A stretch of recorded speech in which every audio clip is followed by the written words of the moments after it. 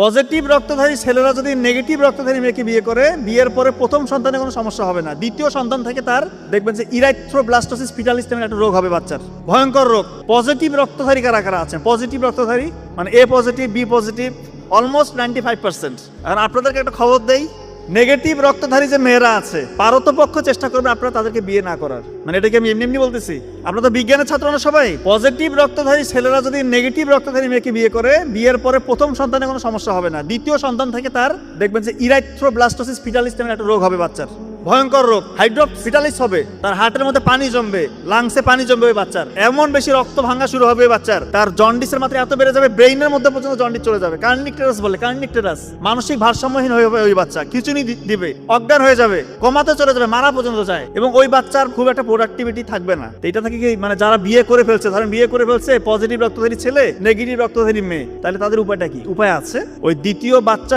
যখন পেটে চলে আসবে তখন 28 সপ্তাহে একটা ভ্যাকসিন দিতে হয়, এবং বাচ্চা হওয়ার 24 ঘন্টার মধ্যে একটা ভ্যাকসিন দিতে হয়। তাহলে আল্লাহ চাহে তো সে অনেকটা সেফ গার্ডে থাকবে। যেহেতু বিয়ের আগে একটা অপশন আছে, আপনার সম্ভব হলে এটা একটু এড়িয়ে চলবেন।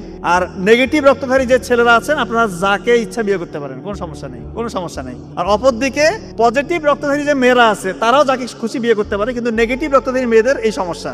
পজিটিভ রক্তধারী ছেলে